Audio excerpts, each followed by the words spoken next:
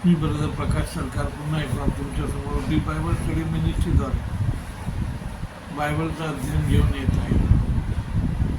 बायबलमधल्या काही अशा गोष्टी आहेत की ज्या मी माझ्या 40-50 वर्षाच्या धार्मिक आयुष्यात कोणाकडूनच ऐकलेल्या नाहीत, पण त्या बायबलमध्ये आहेत.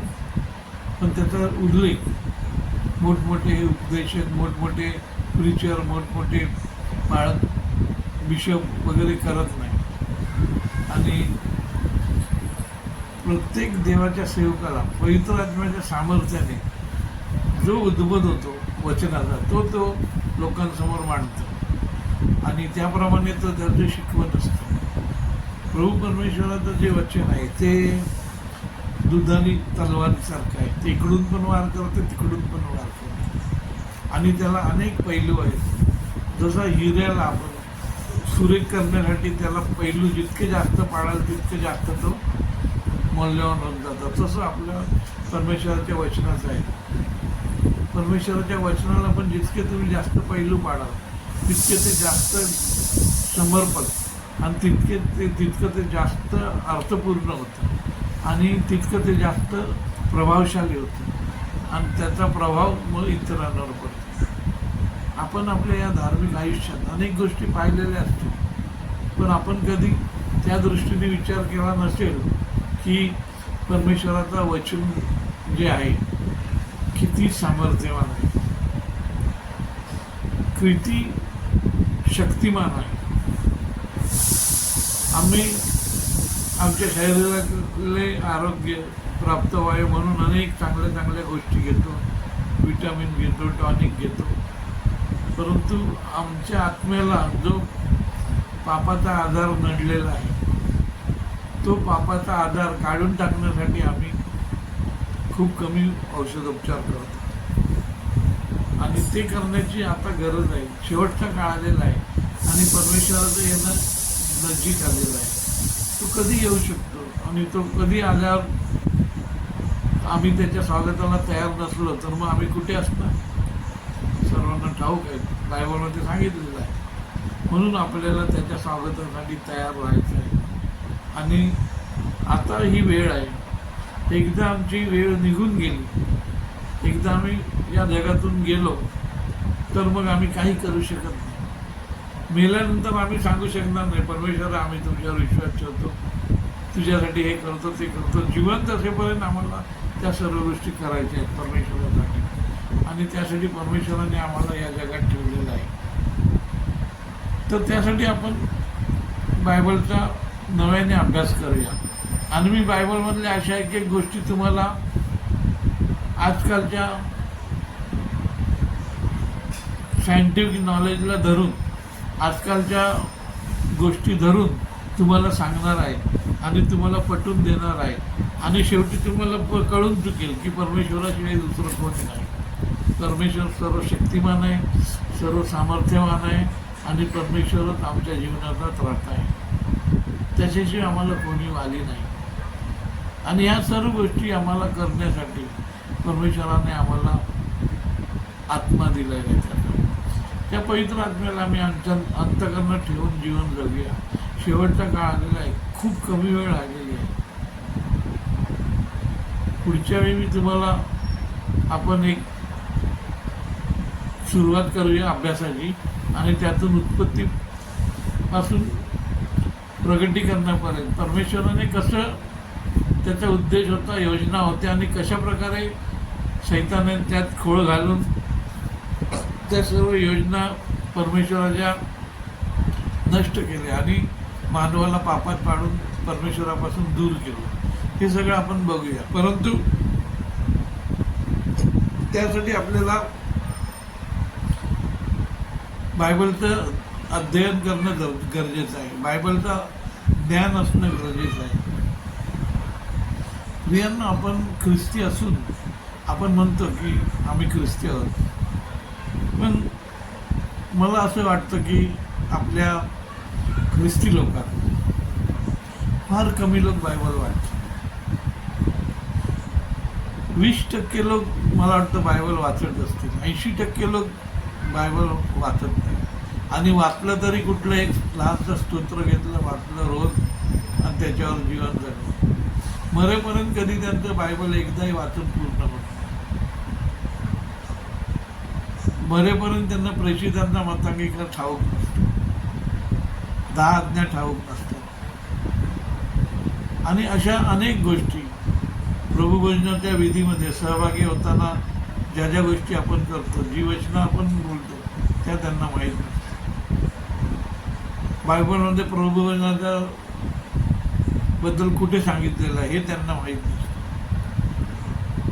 फक्त आपण नावापुरते ख्रिस्ती असतो, संडेला चर्चला जातो, दान देतो, दशमांश देतो आणि परमेश्वराला सांगतात तू सर्व आशीर्वाद दे आम्हाला. आम्ही फक्त दान दिलं, दशमांश दिला, बाकी सर्व गोष्टी राखून ठेवल्यात आमच्यासाठी जगात. आता तू आम्हाला आशीर्वाद दे, असं चालेल का? जेव्हा तुम्ही परमेश्वरासमोर येता तेव्हा जगातून रिक्त होऊन तुम्ही परमेश्वरासमोर आला. तुम्ही जर परमेश्वरावर प्रेम करता असं म्हटलं तर तुम्ही प्रेम करताही परमेश्वराला दाखवून दिलं पाहिजे. कशा प्रकारातून तुम्ही ते दाखवून द्याल परमेश्वराला? कशा प्रकारे? काहीतरी तुमची कृती असली पाहिजे ना. तुमची कृती दिसल्याशिवाय परमेश्वर कसा समजेल की आपण त्याच्यात खूप प्रेम करतो? स्त्रियांना शेवटचा काळ आलेला आहे आणि अत्यंत कठीण परिस्थितीत आपलं मार्गक्रमण चालू आहे. आज आपण आहोत त्या परिस्थितीत, उद्या कदाचित आमची लेकरं जी आहेत ती याहून वाईट परिस्थितीत येतील, याहून कठीण परिस्थितीत येतील आणि त्यांना याहून कठीण परिस्थितीत जीवन जगावं लागेल. कारण जर आम्ही त्यांना शास्त्र सांगितलं नाही, आम्ही त्यांना मार्ग दाखवला नाही तर खूप वाईट परिस्थिती होईल.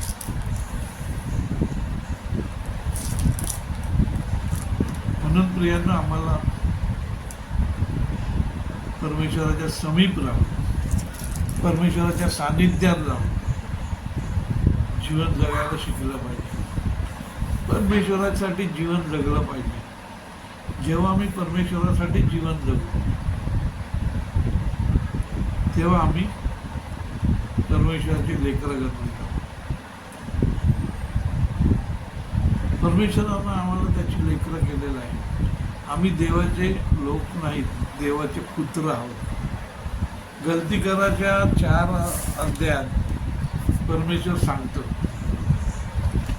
गलती 4 बघूया आपण. त्यामध्ये परमेश्वर सांगत आहे,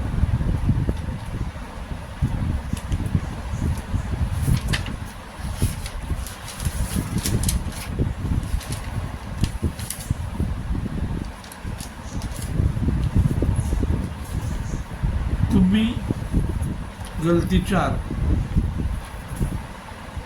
अब्राहामाला देवाने जे कृपेने अभिवचनाच्या द्वारे दिले सार्वकालिक वचन, तेही त्याने आम्हाला दिलेलं आहे. आणि आम्ही सर्व ख्रिस्त येशूवरील विश्वासाच्या द्वारे त्याचे पुत्र आहोत. मग जर मी म्हणेन माझा विश्वास आहे येशूवर, परमेश्वरावर, तर मी देवाचा पुत्र झालो ना. मग नियमशास्त्रा अधीन नाही आहे, मग मी विश्वासाद्वारे चालवला गेलेलो आहे. आणि म्हणूनच जेव्हा पुढे 7व्या वचनात, 4थ्या अध्यायात 7व्या वचनात म्हणतो, म्हणून तू आतापासून गुलाम नाहीस तर पुत्र आहेस, आणि पुत्र आहेस तर देवाच्या द्वारे वारीसही आहेस. आता जर आपण देवाचे पुत्र आहोत तर मग देव माझा वडील आहे, तर मग त्याची वारसा हक्काने त्याचं सर्व गोष्टी मला मिळतील की नाही? मिळतील ना. मग त्याचं जे स्वर्ग आहे त्याचा मी वारीस आहे, सार्वकालिक जीवन आहे त्याचा मी वारीस आहे. ह्या सर्व गोष्टी वारसा हक्काने आम्हाला त्याने दिलेल्या आहेत ना. पण ते त्याने कशासाठी दिलेले आहेत? त्याच्या विश्वासात राहण्यासाठी दिलेले आहेत. आणि त्याच्या विश्वासात राहण्यासाठी त्याने आम्हाला एक अवजार दिलेला आहे, एक हत्यार दिलेला आहे, ते म्हणजे प्रीती. देव प्रीती आहे. प्रियांना. गॉड इज लव्ह, त्याच्याशिवाय काही नाही त्याच्यात. देवात तुम्ही बघा, काही करा तरी देव कोणालाही शिक्षा करायला तयार नाही, कारण तो प्रेमळ आहे. त्याची प्रेम, दया, कृपा, शांती, प्रीती ह्या अलौकिक गोष्टी आहेत. त्या आपल्याला कधी न समजणाऱ्या गोष्टी आहेत आणि ते आपण समजून घेतल्या पाहिजे. त्याला कुठल्याही प्रकारची लिमिट नाही, मर्यादा नाही. आणि म्हणूनच देवाने प्रीती आणि क्षमा या दोन गोष्टी आपल्याला सांगितल्या आहेत आणि त्याद्वारे आमचं जीवन पूर्ण करायचं आम्हाला आहे.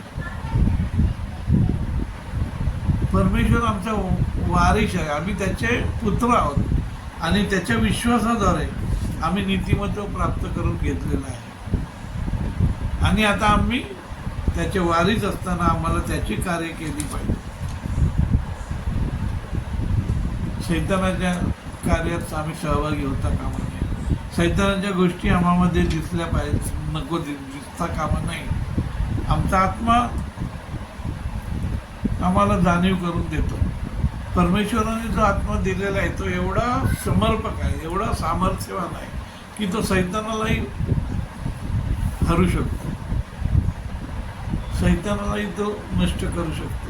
अशा प्रकारचा आत्मा आम्हाला दिलेला आहे. म्हणजे एवढं मोठं सामर्थ्य परमेश्वराने आम्हाला दिलेलं आहे. शैतान माहीत आहे ना तुम्हाला, शैतान हा आमचा सगळ्यात पहिला वैरी आहे आणि तो शैतान आम्हाला शोधत फिरत आहे. तो आम्हाला प्रत्येक गोष्टीत अडवण्याचा प्रयत्न करत आहे आणि म्हणूनच आम्हाला शैतानाला ओळखून त्याला दूर ठेवून जीवन जगायला शिकलं पाहिजे. कारण शैतान हा काय करत आहे, ह्याच्यात एफिसकरात पत्र ह्याच्यात सांगितलेलं आहे, शैतानाच्या डावपेचा पुढे तुम्हाला टिकाव धरता यावा म्हणून देवाची शस्त्रसामग्री धारण करा.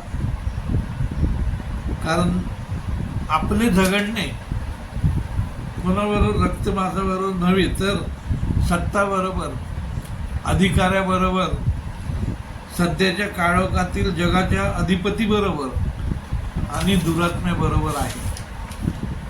आता लक्षात घ्या, तिन्ही गोष्टी लक्षात घ्या. इथे भयंकर रहस्य परमेश्वराने सांगितलेलं आहे. आपण हे वचन अनेक वेळा वाचलंय खूप वेळा, पण त्याच्यावर विचार केलाय की कधी? इथे आपल्याला परमेश्वराने किती सामर्थ्यवान केलेलं आहे पवित्र आत्मा देऊन, हे समजलंय का तुम्हाला? नसेल समजलं, समजून घ्या प्रियांनो, ऐका.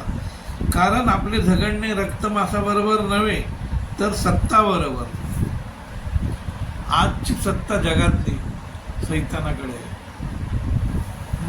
आमचं झगडणं कोणाबरोबर आहे? सत्ताधाऱ्यांबरोबर आहे, सत्ता चालवणाऱ्या लोकांबरोबर आहे, हे ना. आणि रक्तमांसावर आणि अधिकाऱ्यांबरोबर आहे, हे ना. तर आमची कामं होत नाहीत. आमच्यावर नुसते आळ टाकून आम्हाला ते लोक आमची कामं करत नाही. सध्याच्या काळोखातील जगाच्या अधिपतीबरोबर आणि आकाशातल्या दुरात्म्याबरोबर आहे. आता इथे दोन गोष्टी परत सांगितलेल्या आहे. शैतान कशा प्रकारे कार्य करतोय सांगितलेलं आहे. इथे सांगितलेलं आहे सध्याच्या काळोखातील जगाच्या अधिपती बरोबर. जगाचा अधिपती कोण आहे? शैतान आहे. तो कुठे बसलेला आहे? या जगातल्या काळोखात बसलेला आहे. आणि त्याच्यावर जे अंतराळ आहे त्या अंतराळात पण काय आहे? तो अंतराळ पण कॅप्चर करून बसलेला आहे तो. कारण का माहित आहे?